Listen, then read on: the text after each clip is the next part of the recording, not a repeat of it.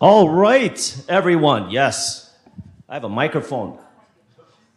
Hello, everyone. All right.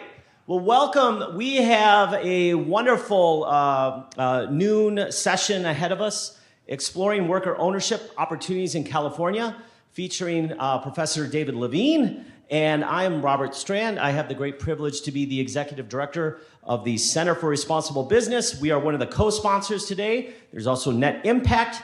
There's the Institute for Business and Social Impact, IBSE, and IRLE, Institute for Research on Labor and Employment. At the CRB, we believe in collaboration, and this is a good example of it. So I am just going to say I am very excited about today's session.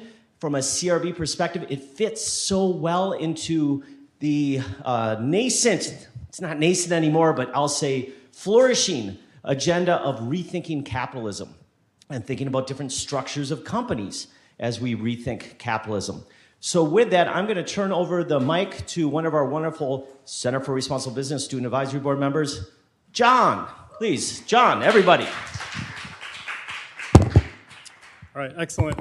So I just have a couple of announcements to kick us off. Hello and welcome to Exploring Worker Ownership Opportunities in California.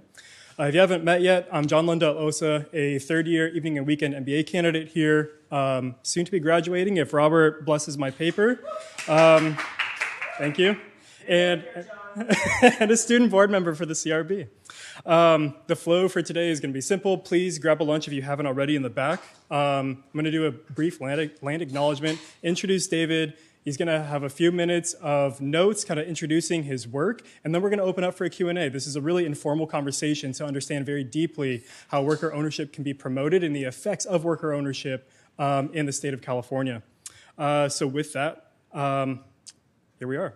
We're going to start with the land acknowledgement of where we're holding this event. The Center for Responsible Business recognizes that UC Berkeley sits on the territory of Huichin, the original landscape of the Chochenyo-speaking Ohlone people, the successors of the sovereign Verona Band of Alameda County. This region continues to be of great importance to the Muwekma Ohlone tribe and other familial descendants of the Verona Band. We recognize that every member of the Berkeley community has and continues to benefit from the use and occupation of this land since the institution's founding in 1868. Consistent with our values of community, inclusion, and diversity, we have a responsibility to acknowledge and make visible the university's relationship to Native peoples. As members of the Berkeley community, it is vitally important that we not only recognize the history of the land on which we stand, but also we recognize that the Muwekma Ohlone people are alive and flourishing members of the Berkeley and broader Bay Area communities today. So we're going to be learning about the effects of worker ownership on job quality and firm performance. As key elements of what we study here at Haas, firm behavior and its tie to how jobs feel for workers is absolutely critical. Exploring these themes through the lens of worker ownership is absolutely key and until fairly recently has been missing from the discourse. Today's event and next week's panel on rethinking corporate ownership over at Speaker Forum on Wednesday help to rectify this. And in line with this conversation, I urge you to check out a recent paper that was just published in Management Learning Journal titled Cooperatives in Business Schools, Why the Disconnect? This is key for us as business leaders because as we'll explore with David, his findings are that worker ownership models result in fewer layoffs, less turnover, and higher compensation, along with greater worker dignity and respect. Along with this, and hopefully we'll be able to dive into it as well, the tie between worker ownership and the fabric of our social democracy here in the United States. Right now, that feels especially poignant. And for David, I have the honor of introducing him. David Levine is a professor of business administration at Berkeley Haas and serves as chair of the Economic Analysis and Policy Group. While much of his research has focused on understanding and overcoming barriers to improving health in poor nations, today we're gathered because of his latest work in understanding the effects of worker ownership, sponsored by the state through the Power Act. Please give a warm welcome to David. Thank you.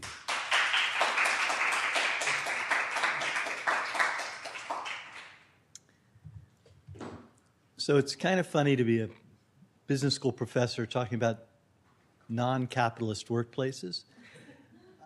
It's kind of funny that your business students interested in non-capitalist workplaces, and I think they're both okay with me.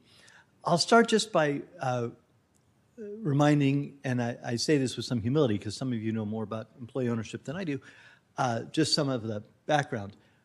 There's a lot of employee ownership in the United States.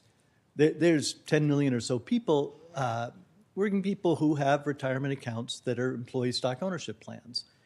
Now, for the vast majority of those people, this is not a very important part of their life. It's just one more asset they own they don't really pay a lot of attention to.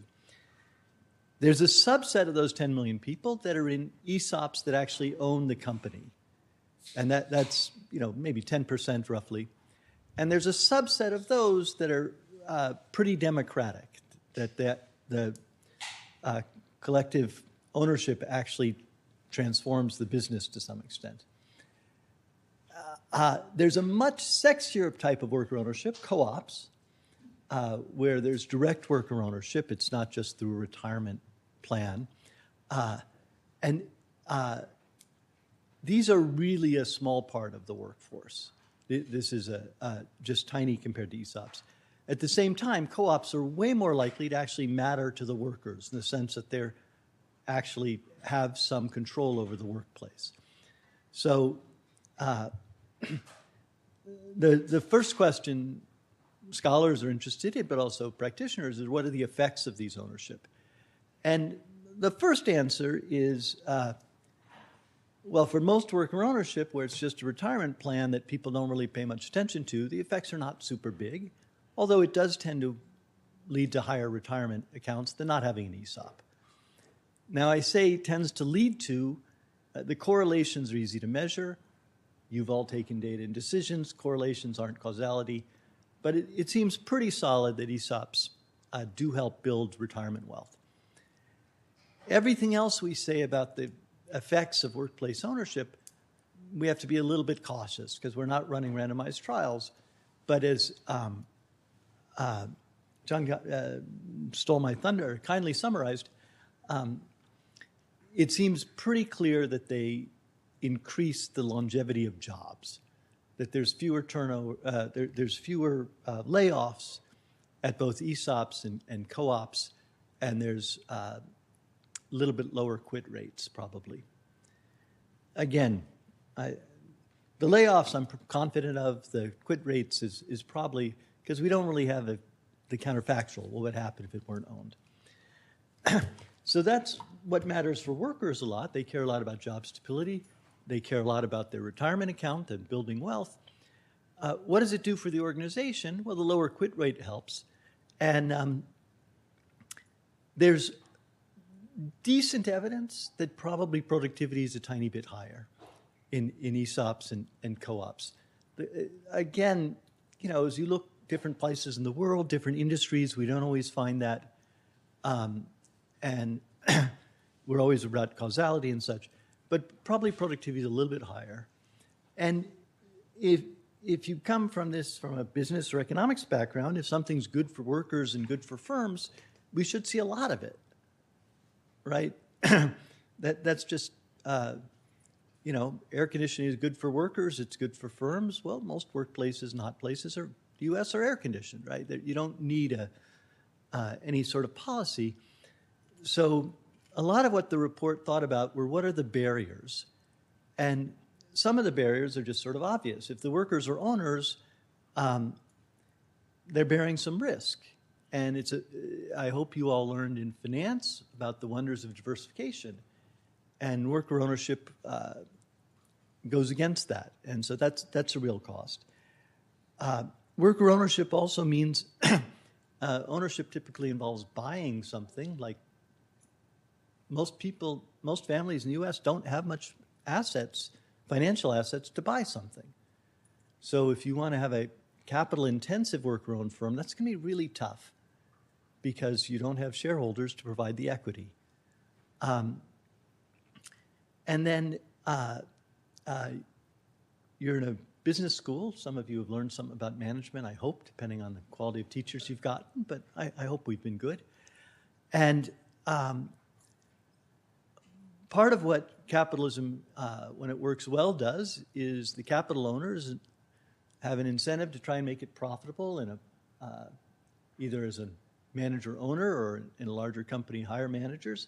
There's tons of governance problems I hope you're all aware of. Again, we cover in everything from accounting to organizations and leadership classes. But when you have worker owners, particularly as it gets more democratic, there's a real concern that it may not focus as much on profitability and growth, that the worker owners may care a lot about preserving their jobs and not so much about growing the enterprise for new people who aren't currently workers. So it's a very different set of agency problems than the ones that plague capitalist enterprises, but it can mean even an organizational form with some potential isn't going to grow very fast. Fundamentally, if we have a profitable co-op and we hire someone else, we're dividing our profits into more pieces. And unless those new people can buy a share, that's going to be hard to have incentives to grow. So there are plenty of sort of sensible reasons why we would think worker ownership isn't going to be so big and maybe shouldn't be. But there's also a bunch of reasons that are about when the market is failing. And so if there's a market failure, the first set of reasons don't really say there should be much policy necessarily. But if there are market failures, right, if we think there's pollution, or I guess I was talking to a few of you, if 2 months ago, not anymore, we thought there was global climate change or something. That was supposed to be funny, sorry. Then you think, well, we don't expect markets to solve all problems, and we surely don't expect them to solve externalities or public good problems. Oh, thank you. Thanks. So what are the sort of public goods or market failures or externalities that might relate to employee ownership? A bunch of them have to do with just, it's obscure and small. So employees aren't going to, if they have 2 job offers, aren't going to say, well, this one has a democratic ESOP, that's really valuable to me, because most people never heard of ESOPs or thought about workplace democracy. At least one of you worked in financing for employee ownership, and again, most financial institutions aren't set up to lend to a co-op that doesn't have an owner that can sign. That if each deal with private equity or with a bank is this custom, expensive process, that's really hard to get started. So there's an economy of scale on the financing side that just isn't there, where there are standard contracts and low-cost ways to do this. That setting up an ESOP or a co-op is just a really complicated process that's done custom each time. And that doesn't need to be so. To get an auto loan doesn't have a lot of transaction costs because we do a lot of them in this country.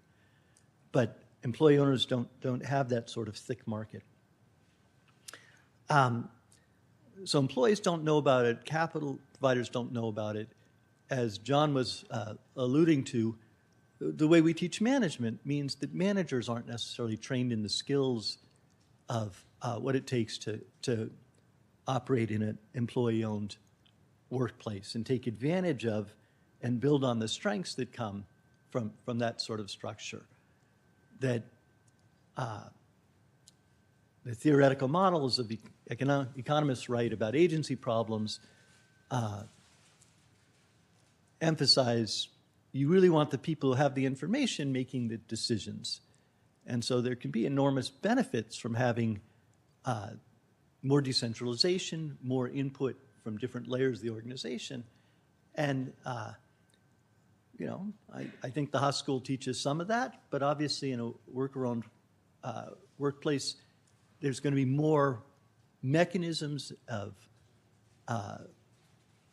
democracy and more ways to mess it up when there's a lot more stakeholders who have a voice.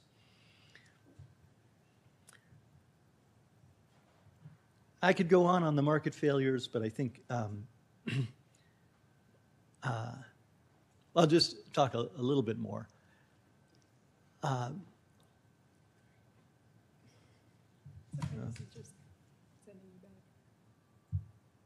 Oh, sorry. I'm sorry.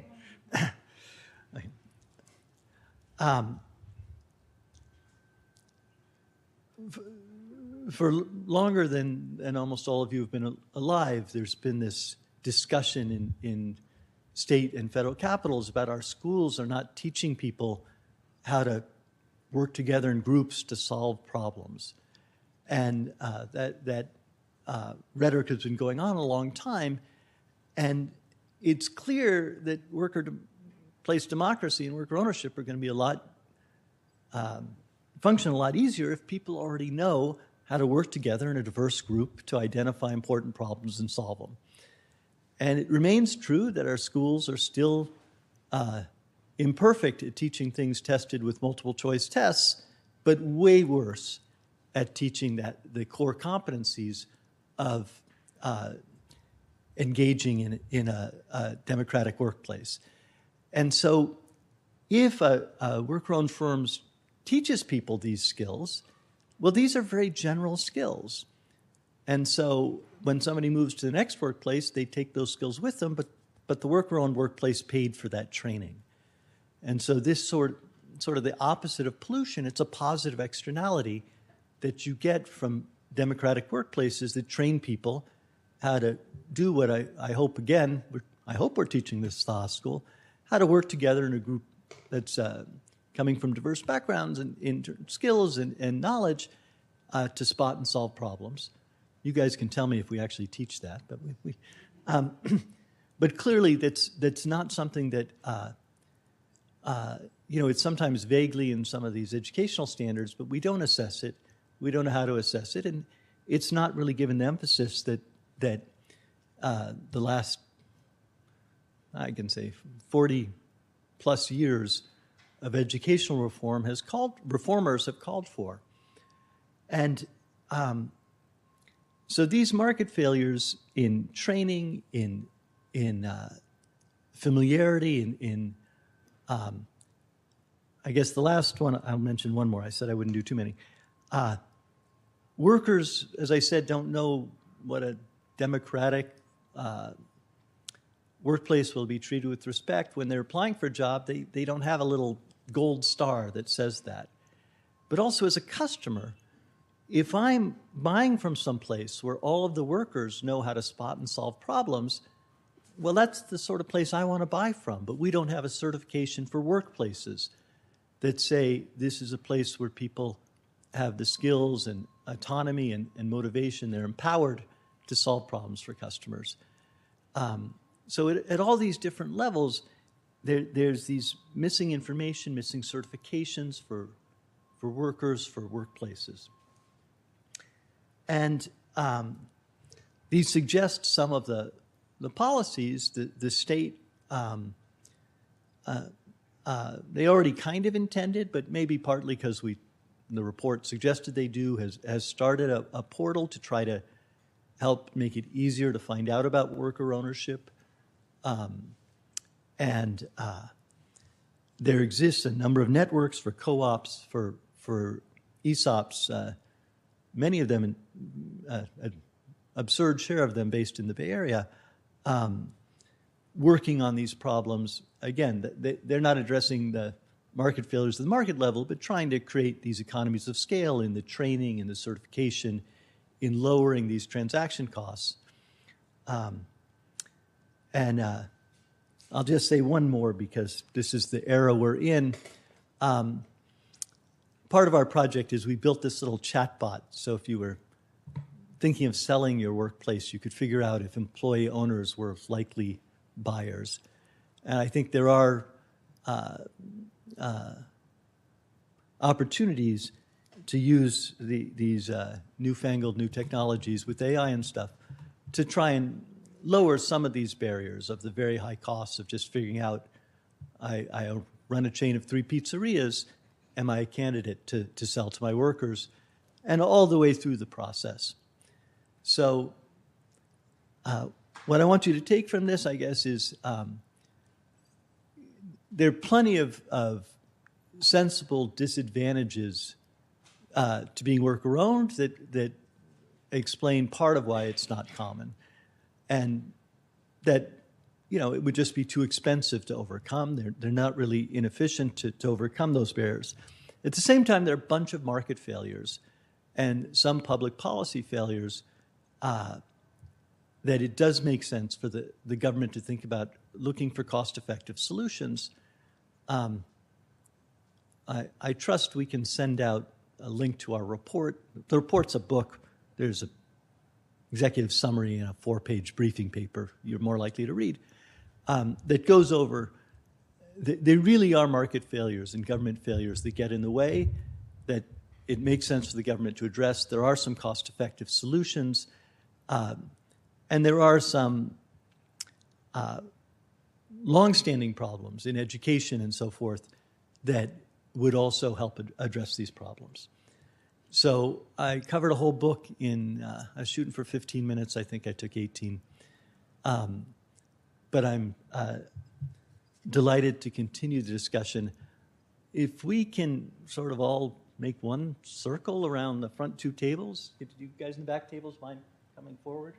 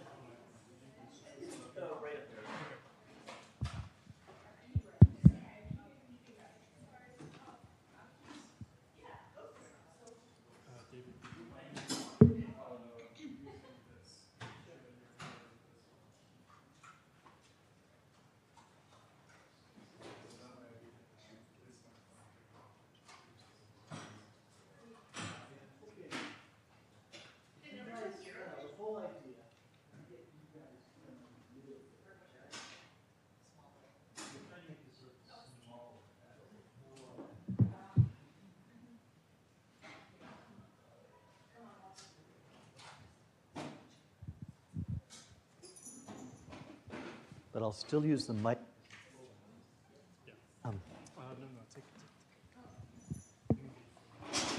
Okay, now you got it.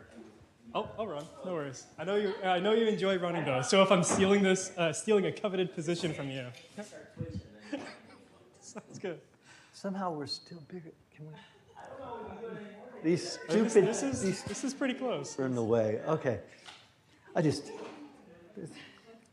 So would you mind if I kick us off with a question, David? Please.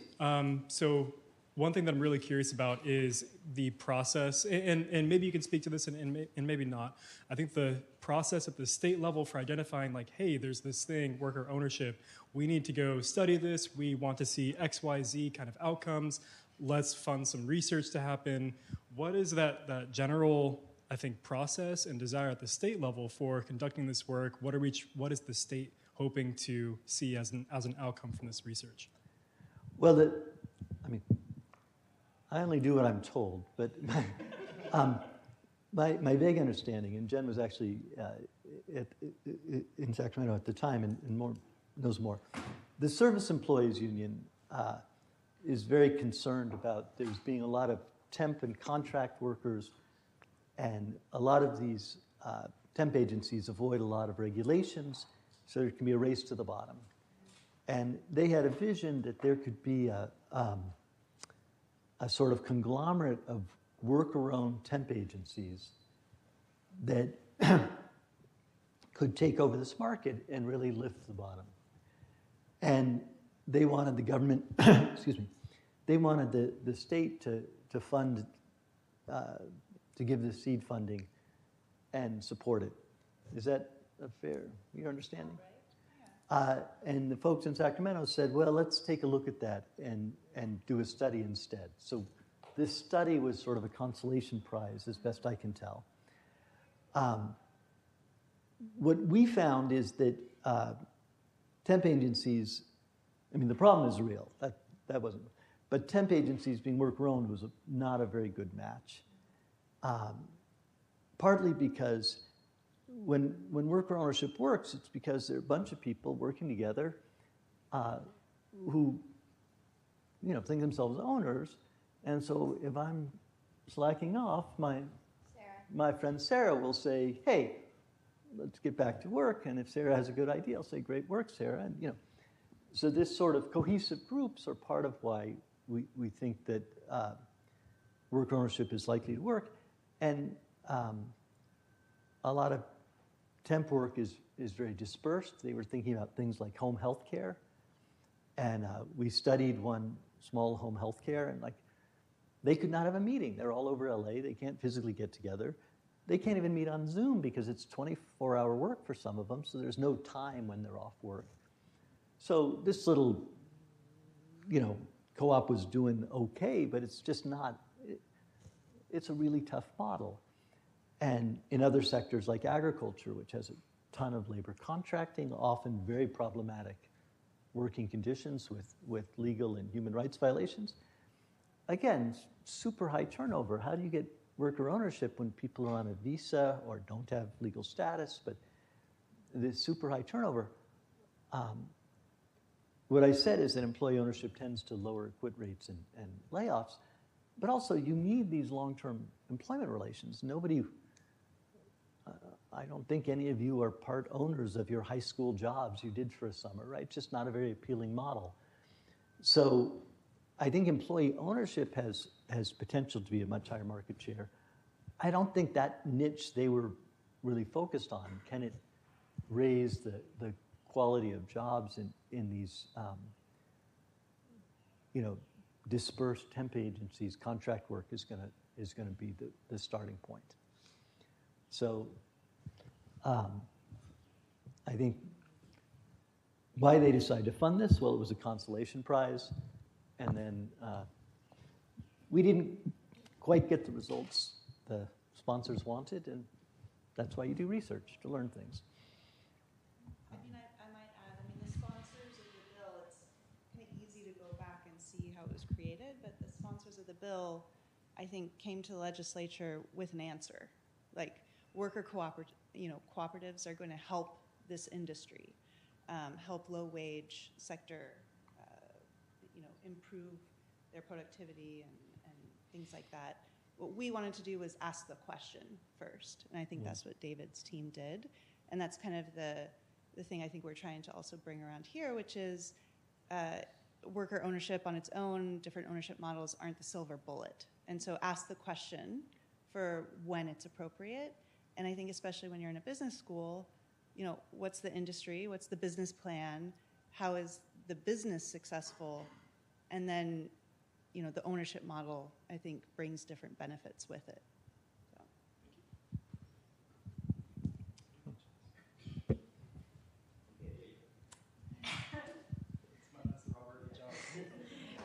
Can I just tease that out a little bit more? So on the flip side of that, what you're saying is worker ownership makes sense for highly connected, present workforce and permanent. Like, I'm thinking about all the different implications of your past statements. Is a remote job gonna be a good candidate for worker ownership? Is perhaps like something like a factory workers where you're standing next to Sarah and seeing her work? I'm curious what you would say are like the top tier of companies or industries that are ripe for worker ownership. That's a great question, and the reason I'm pausing is we have a page-long checklist of the considerations. But historically, obviously, the great partnerships are these places with a lot of long-term employment and not a lot of physical capital. So law firms and consulting firms historically were called partnerships, not employee ownership. But and so, when you have long-term jobs, you don't have a ton of physical capital. It's going to be a contender. There's not like you can't do it without this. Remote work just makes it that much harder to have the cohesiveness. Does it need to be literally standing within a sight of each other? No, but the more you can build cohesive groups and people can say, good job when you solved a problem for a customer, and we care about the customers being happy because they're bringing revenue back to all of us, it's just going to work out better, I would say. But I didn't find out about this till our study was almost done. there are these enormous partnerships of ER doctors doing temp work. And so they're making it work without a lot of face-to-face interaction because they're very, they're very dispersed. So I wish we had studied them, but I didn't know they existed. And there's two really big ones. I mean, by far, they're not called co-ops, but they're by far the biggest worker-owned non-ESOPs that I know of in America. I'm also really bad at names, so don't ask me their names. Sorry, just to follow up on that ER point, do you think that's because emergency rooms are all limited partnerships? So emergency rooms aren't part of a hospital. They're contracted out so that there's less liability on hospitals. And so do you think it's because emergency room doctors from day one are familiar with this system, so they have those skills internally? You've thought about it more than I have. That seems perfectly plausible. Yeah. Now that you tell me that, yes. Yes, that seems plausible, but only because you told me I don't. As I said, I didn't think about this sector at all. But if you did want to become an entrepreneur, ambulance drivers get paid 1.5 to 3 times minimum wage, and they charge $1,000 or $5,000 a trip. So I think employee ownership should go where the rents are, and they should try and figure out how to start that sector. I know nothing about that sector. I just, I had a $5,000, I'm just fine, but I had a $5,000 ambulance ride from one hospital to another, and I thought, there's reasons for new models. Okay. Okay, so the point is, if I happen to be an entrepreneur, which I'm not, I would definitely look in that sector. But thank you for teaching me about ERs, but I know nothing about it. I just wanted to follow on your thread of productivity a little bit. If I'm understanding you correctly, it seems like one of the reasons that cooperatives might be more productive is because the compensation incentives are linked to the employee's performance. But I'm wondering if you could disentangle that, like in a normal workplace that's not employee-owned, if we just linked our compensation better to our performance, would that be a preferred state, because then the employee is no longer bearing the risk as well? Just curious how that, if my question is clear. Your question is clear. It's also very subtle. So let me back up and say something I meant to say in my short remarks. There's a bunch of people in America who work at low-wage jobs and are treated very poorly. And separate from compensation, as economists usually study it, not having your boss yell at you or sexually harass you is a big deal. It hasn't been a big deal in my life because I don't work in those jobs, but a ton of people are very poorly treated. So one thing for a lot of low-wage sectors, a big potential is just to improve the respect at work. And we don't have a ton of evidence on that in a statistical sense, but it seems pretty clear anecdotally that if you elect your boss is less likely to abuse you or mistreat you. That doesn't go to your question, but it just reminded me of something I wanted to say. So clearly, you can put a salesperson on commission and get very high-powered incentives, right? And that can work fine. What an employee-owned firm can do is create these collective incentives where not I want to treat the customer well so I can make a sale, but I'm happy when Laura and Sarah treat the customers well because I want them to succeed. So it depends on how important it is that we work together. And obviously lots of sales teams give group incentives, but a cooperative is going to work better when there are larger scale problems to solve than just motivating one person. And, high-powered incentives for individuals, sometimes work well as well. Again, I hope you studied. High-powered incentives also lead to lots of distortions where I want to steal sales away from Laura or where I want to lie to my customer to make the sale and hit my quote. So incentives under capitalism have problems, and of course, collective incentives have this famous 1 over n problem.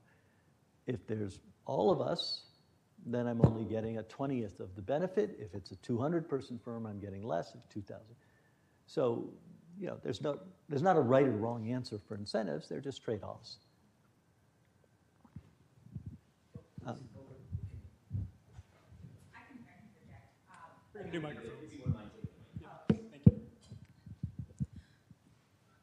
I came a little late, so sorry if you already addressed this. I guess in line with Evie's question, I'm wondering when employees have, they have an equity stake in the company, like how do you ensure that with that risk and benefit also comes decision-making power, such that, like I'm assuming there are still some powers that be that are making decisions, and if they're making decisions that influence the direction of the firm, that has nothing to do with kind of the employees' day-to-day behavior, and then there are poor returns, and then the employees get impacted in that way, and they don't necessarily have the guarantee of a minimum wage or something like that. Like, how do you ensure that they also still get to influence the direction of the firm? So, does that by the make way, sense? you missed an amazingly great first 10 minutes. Oh, okay. I'm sorry. So, You'll all agree, won't you? Just lie to it. Okay. Right through the exact list of what you said. No. But I think, no. I would say the starting point, what I did start with is say that most employee ownership is not tied to any control, right? So most people just have a retirement account, and what you're talking about, how do you assure it, is not at all assured. Even when employees own the company, that doesn't automatically create control. It creates certain legal obligations to have some committee do something, but I mean, not in this country, but in other countries, we sometimes see democracies are imperfect. That was funny, guys. That was funny. Too soon. Okay, too soon. We got to get this. yeah. So as you are all tragically aware, democracies are imperfect, and as your question suggests, you can sometimes have the form of a democracy without empowerment.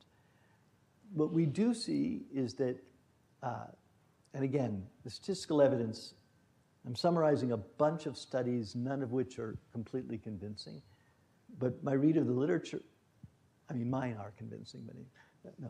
Even including my own on this topic, it looks as if, to the extent there are any benefits for productivity, it comes when we have the alignment you're talking about, where the ownership it aligns with what I talked about. You have the skills, you have the empowerment, and the incentives to work together to solve problems for your customers. And so ownership by itself doesn't have big effects. When you couple them, it does. What does this empowerment mean? Well, it can be the sort of shop floor empowerment where, I'm helping Laura and Sarah solve a problem for this customer to make this sale or whatever. It can be sort of top level at the strategic. We're electing the board of directors or voting on should we acquire that company. And then there's sort of an intermediate layer, having a safety committee prioritize certain safety practices or purchasing safer equipment, having a grievance procedure where if I do think, if there's my supervisor and she says I should be penalized for never showing up on time, and she's completely right, but I still want to argue about it, is there some appeals process? So there's no inherent, there's certain legal requirements for an ESOP or a co-op to have certain forms of democracy. They don't always work. When we see the benefits, it's probably when they are working, but the empowerment is coupled with, those forums are normally at this sort of high-level empowerment. We get to elect a board with this sort of frontline empowerment. We're able to make decisions, often with this mid-level, that there are committees, there are grievance procedures that help solve these medium-sized problems about safety or due process. And a lot of it has to do with the skills that I was talking about. That just, a lot of kids in school learn their multiplication tables, learn how to fill out SAT tests and so forth. They go to workplaces where they follow orders. The skills of working together in a group to solve problems are a different set of skills that these organizations have to provide, including often, some of the MBA skills. How do you read the financial statement? We don't teach that in high schools, but if someone's going to be an empowered owner, they got to be able to do that, to be able to do that. We can make room for you in the. I'm going to cut in front of Robert and ask the next question. Reparations. No, Robert. I'm just kidding. No, this is just the start.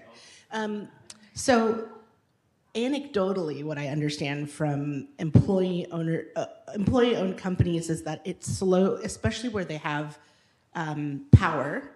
It totally slows the decision-making process down. So it becomes a lot more challenging to hire and fire, and should we take a project or not take a project? But we're in an atmosphere where companies are actively patting themselves on the back for moving fast and breaking things. So it's kind of a cultural tension around slowing processes down to make decisions. Do you think that there's an opportunity here where we could see even tech companies or others kind of think through employee ownership in order to slow things down and not break things and not be so destructive? And, So there's this really important tension. Well,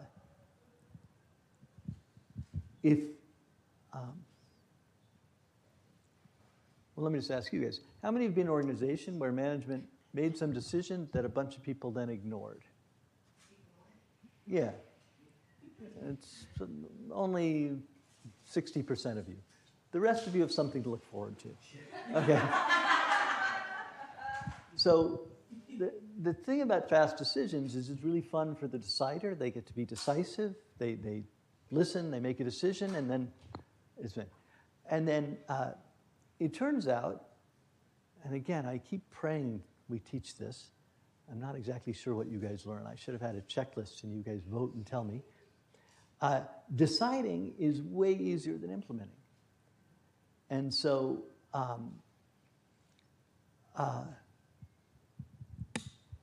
it's a very important trade-off to understand. When do you want to go slower to get broader buy-in? And again, there's not a one-size-fits-all right answer. But it seems really dumb to have a meeting to discuss everything instead of just the boss, whoever is allocated makes a decision.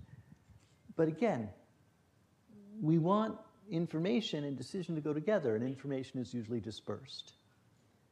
And separate from that, people are just more likely to implement stuff when they had at least chance to opine on it, separate from whether their opinion added any value. That's the economist and the organizational people working together to make that statement. I think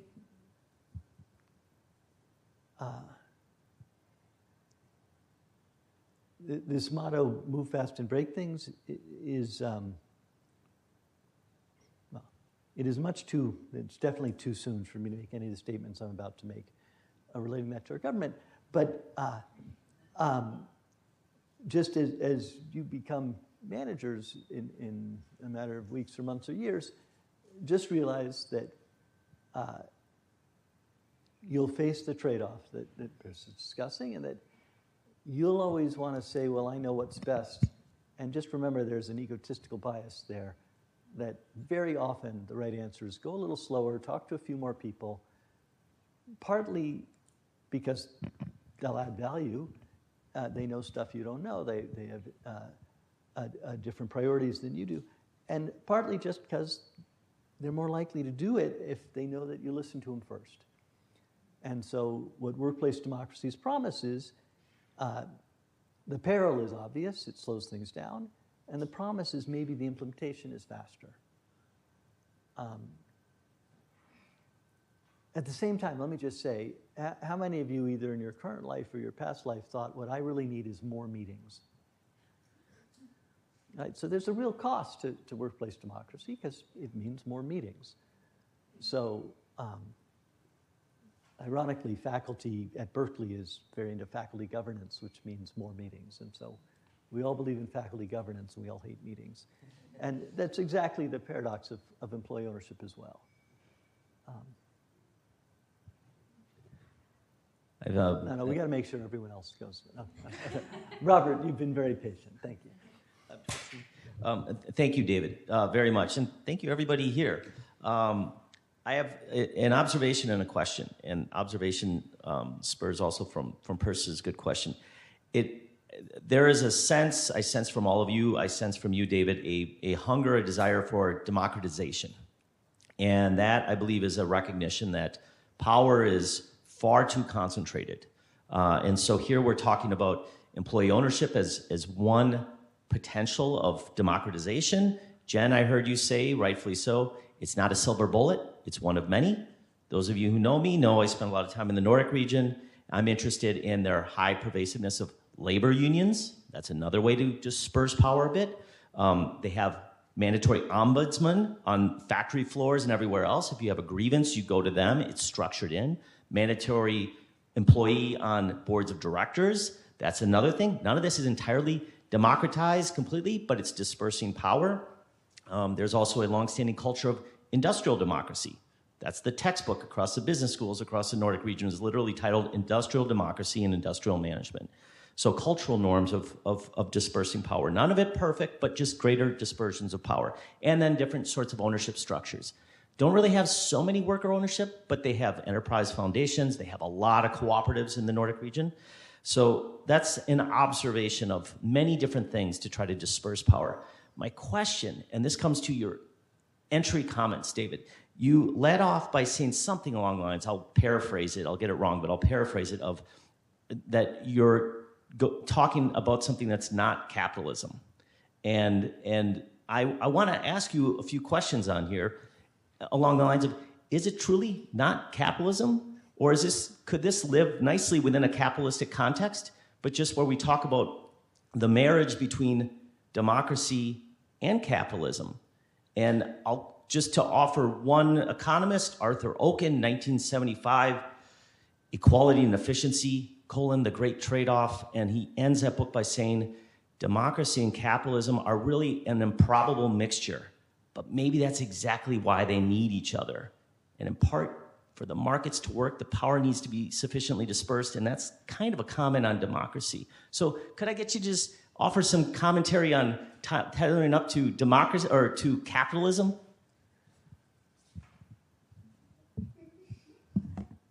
The problem with that question is a little too narrow. So there's. That is a joke, right? Okay, I'm the only one who's supposed to make fun of how bad my jokes are. So,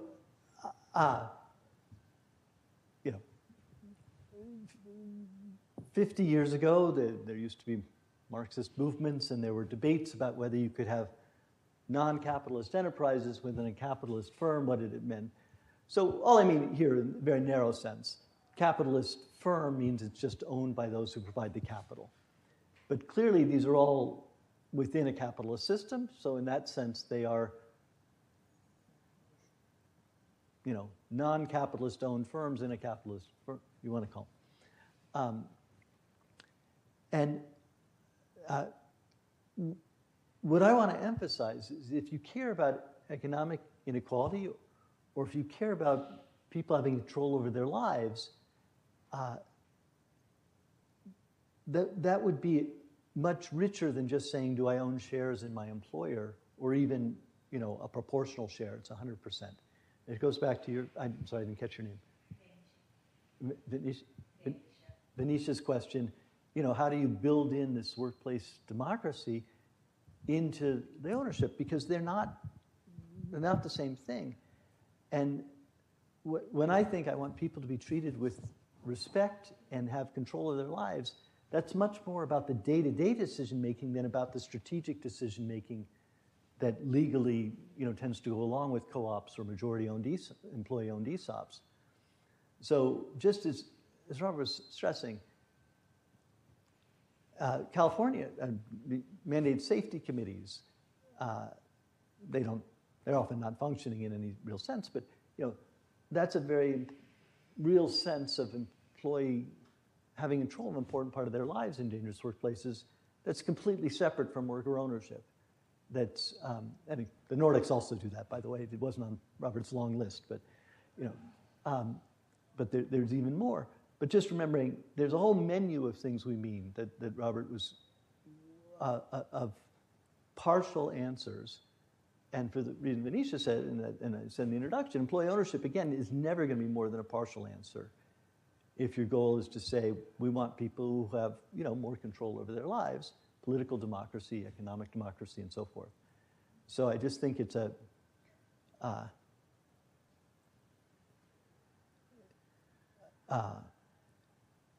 to say, as Jen did, this isn't a magic bullet is true about everything, as Robert said on his list. None of them is a magic bullet. But just remembering there's lots of elements for public policy to be thinking about, and as managers, to be thinking about, there are plenty of worker-owned firms in the legal sense, the majority-owned ESOP, and some co-ops tend to be much smaller, so it's less of a problem. But some of the co-ops, where there isn't any empowerment in lots of the dimensions we care about. And so thinking about how do we get the benefits of empowerment without the very high tax rate of more meetings and super slow decisions. Maybe a little slow down, as Bear said, but not all the way.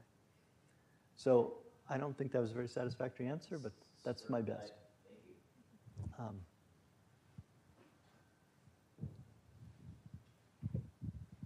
Thanks, John. Hi there. My name is Scout. I'm a first-year student, and I've worked with a few different worker-owned cooperatives, and we'll be working with an organization this summer, Ownership Capital Labs, that aims to kind of fund these types of organizations. And I think the question around efficiency versus equality, or the speed versus consensus, is a really interesting tension. And because I'm sort of in this space, what conversation I often have with my colleagues that are invested in this type of ownership is that, what if they're not inimical to each other? What if there's a way for us to prove that actually this type of decision making, bringing employees along in this way, is more competitive than what Google or Meta or any of these other companies are doing? Is there a world in which that is possible? And I'm curious if you have thoughts. Well,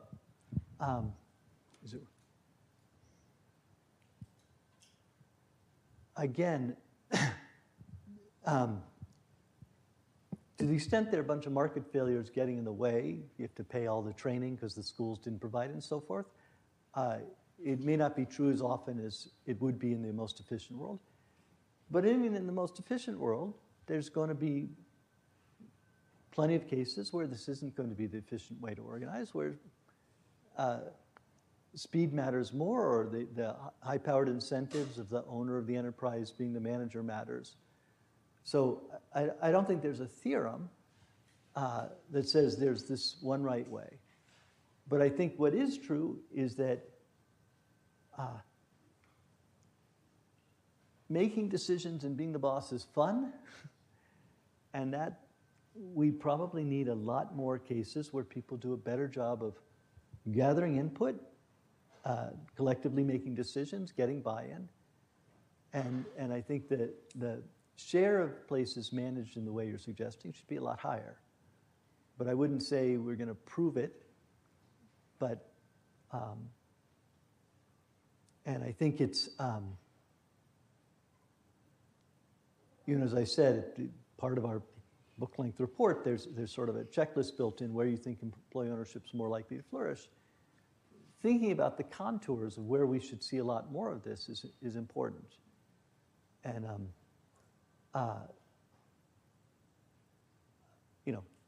any of you who are going to be around next year, I'm glad to do an independent study to think about either case study research or theory or statistical to think about how one would start creating that map to say, where do we think either this ownership model, but really what you're saying is an ownership model, but a management model, is more likely to flourish.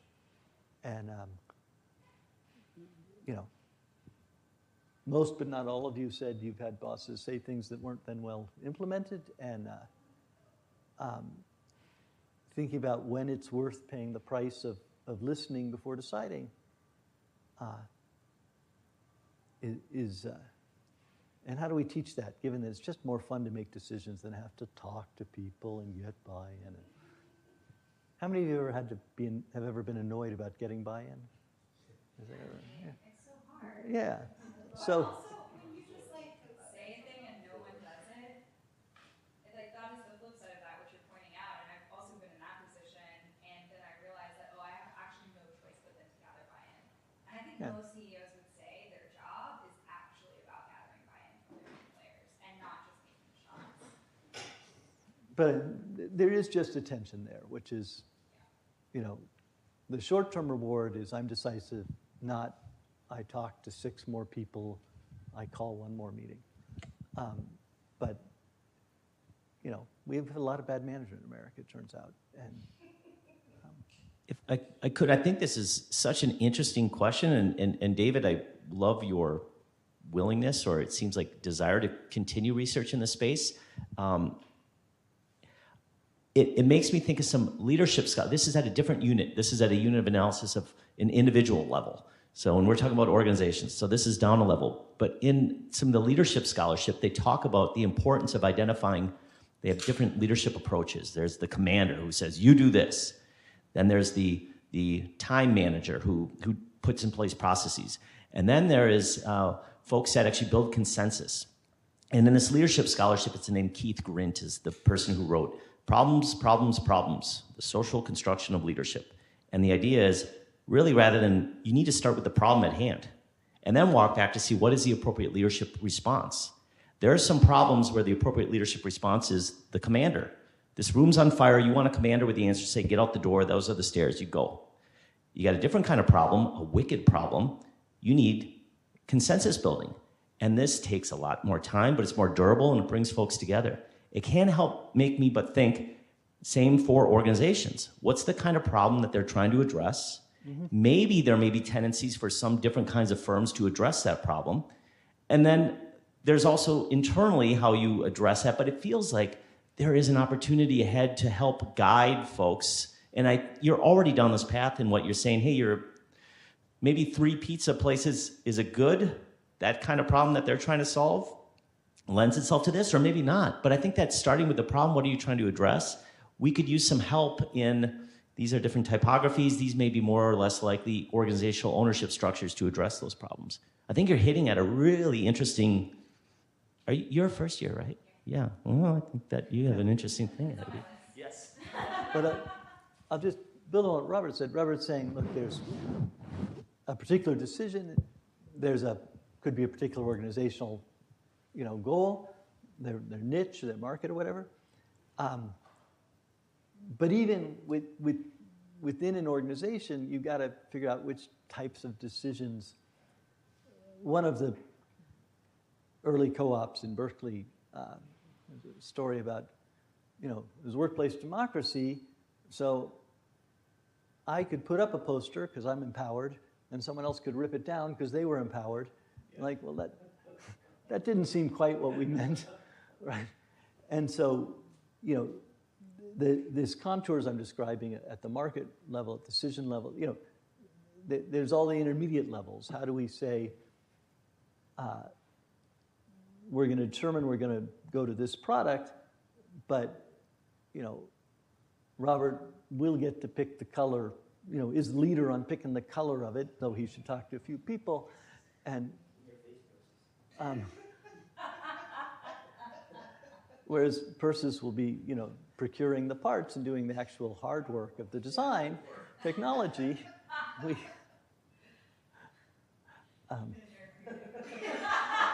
did you say? I said you hit on something.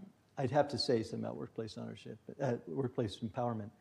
So I actually wrote an article on employee participation and empowerment many, many years ago with Laura Tyson, who later became the dean here.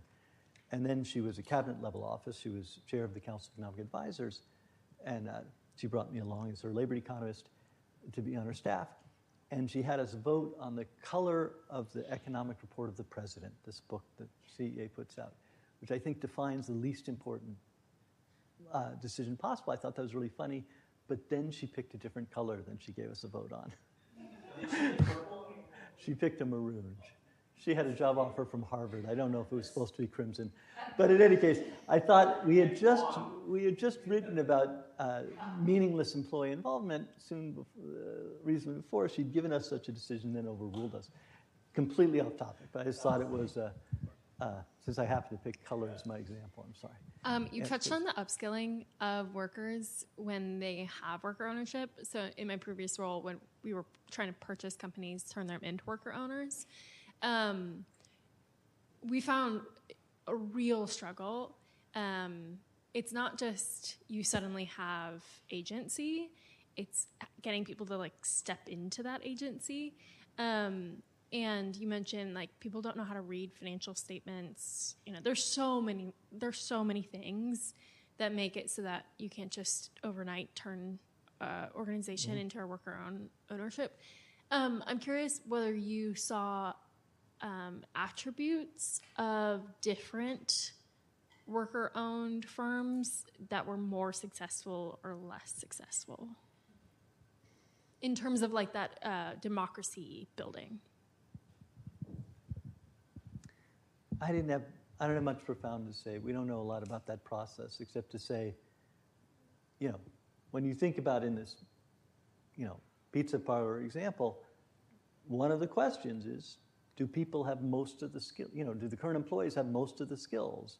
If the owner is the only one who has to do the ordering and the taxes and the inventory and the everything, well, it's going to be hard to have an employee owner. If you have employees who do 2/3 of that, well, the last third maybe you can do some training.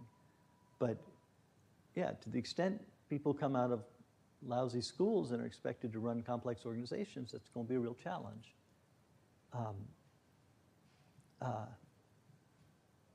So I'll just agree with you and say, again, one of the opportunities with this newfangled technology, can we get AI to help fill in those gaps? Because nobody is born knowing how to read a financial statement. Can we get hardworking pizza cooks and home health aides and stuff to learn those skills? Well, if the tools are good, surely we can. But right now, those tools don't exist. So the entrepreneurial among you, go figure out how to do business education in a chatbot. That's fun. I think I have ideas on this. It should be by playing a game almost as fun as Monopoly. We should be able to get at least half an MBA and get education into some elaborate game. I'm sorry, please. No, I was going to read. Ashley's next. Ashley. All for naught. Mine is not related. I'm curious if beyond worker ownership, if you think there's an opportunity, if the opportunity to explore exists, but also the strength of collective ownership of let's say a utility or other ways to kind of democratize ownership for communities who may not have their needs met from, let's say, PG&E, or are struggling to negotiate their pricing? Or do you see that this model could extend or expand to meet some of the other areas of market failures where there's an opportunity to empower communities? So the consumer co-ops have a long history, and I haven't studied them. There's also lots of publicly owned utilities. There used to be far more, and I don't know anything about them either, except to say they're all operating within the capitalist system, but they're not all owned by the people, by capitalists. And I just haven't thought much about them. Can I just address that real quick? You should look into community solar. Community what? Community solar. Okay. It's collectively owned energy.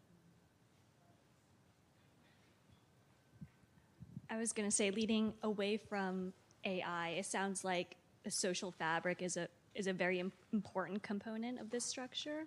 And I'm sure most of the time it's mostly positive outcomes. People liking each other, people feeling in community. But I was curious if that means when interpersonal tensions do arise, if that becomes even more disruptive because people see each other as more than coworkers, and that relationship needs to be repaired. That makes a lot of sense. I don't know anything about that. It's a good question. I think I've just experienced this.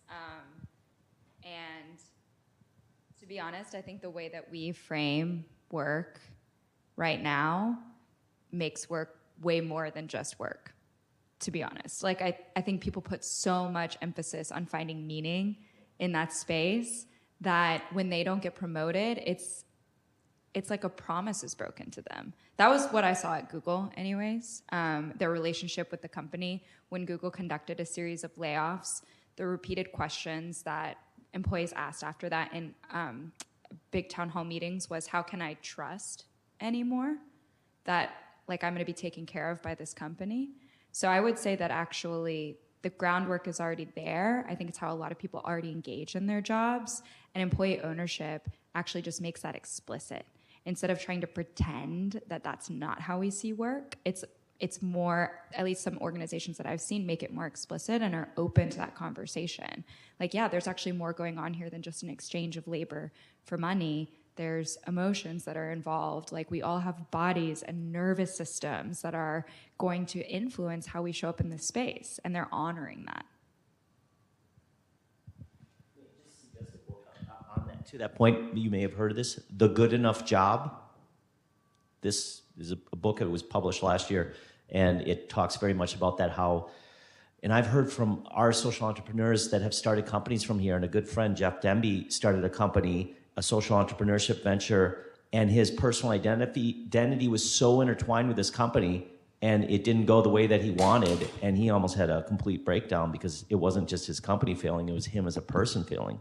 And so this interesting sort of tension of, I want purpose in my work, and I really believe that. And when you get that, it's so wonderful. And yet, if you put all your purpose in your work, there's a real downside danger to that too. It's that you've invested everything in it. Now you tell me. Yeah.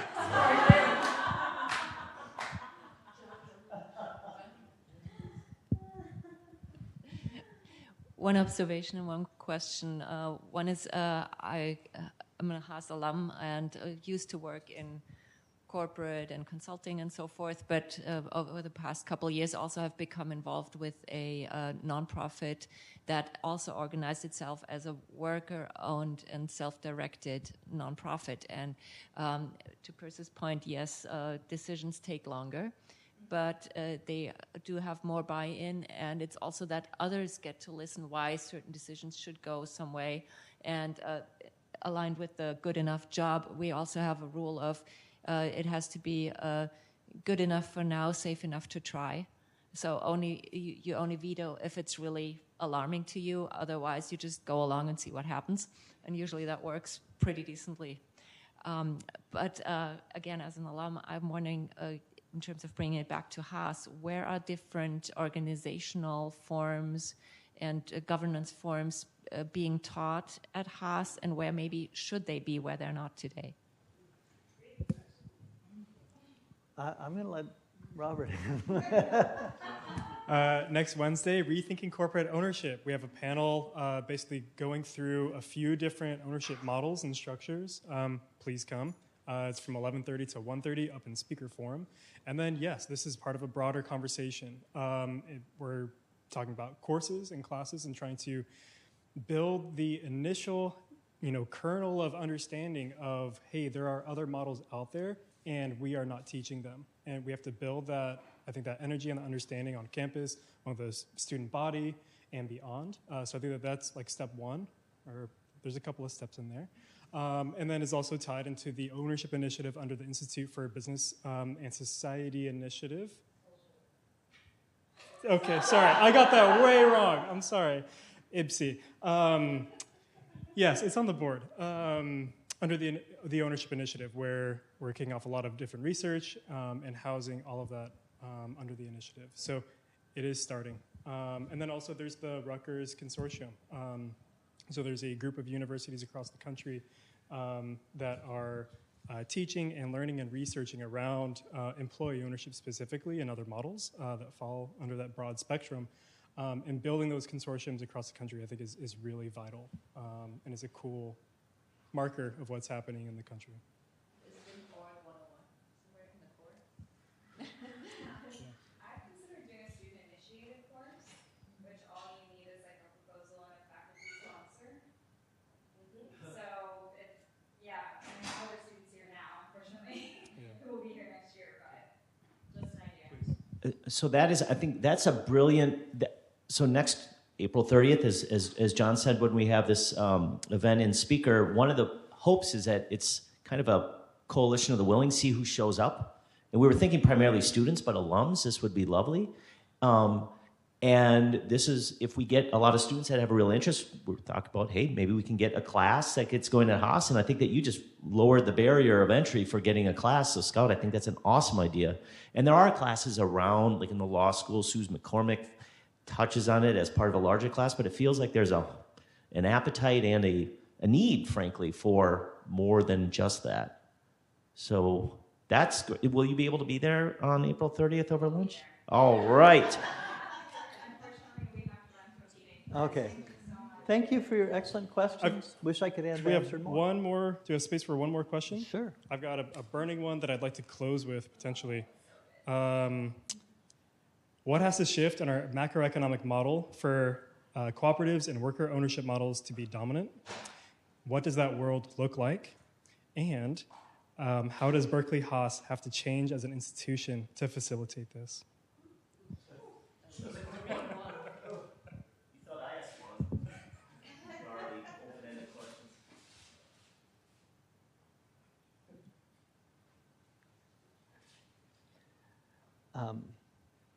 There's a very good book on the macroeconomic sort of stuff written by me.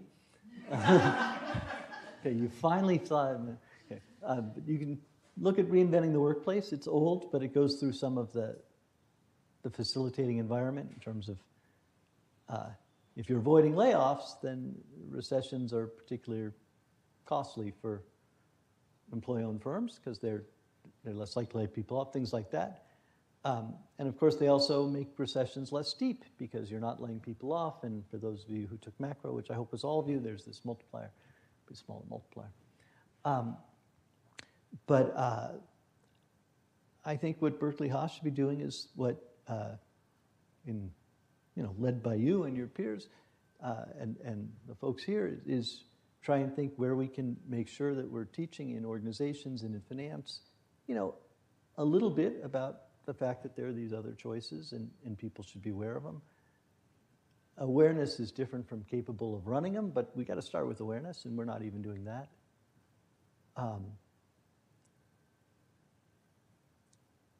I could go through, the book I wrote 30 years ago, or the report I wrote 3 months ago, but I won't go through all the policies. But there are lots of public policies that'll help that I just briefly alluded to at the beginning. So that is a very short answer to a question that deserves longer, but we can continue the discussion. May I add one point on here? This is what you, as representing the Center for Responsible Business, a lot of what I hear with you, David, we talk about democratization, but you're talking about basic values of human decency. Mm-hmm. This is ethics. This is responsibility. And we need structures to ensure that it's not violated or encouraged to go against norms of human decency. And then we also need them to reinforce the norms. And here I'll put it right back on you and all your fellow student colleagues who are working on a doctrine of social responsibility of business. I would suggest that you're doing it, because that's also emphasizing the ethical aspect of this that is so fundamentally important, what it means to be a human being and how to be good to one another. I mean, business is a social endeavor, and that needs to be at the core of it, and you're doing that, John. So I'll put that back on you. What do we do? You're doing it. All right. Well, I think that's it. Thank you very much, everyone. Professor, thank you so much for your insights today. Maybe another warm round of applause.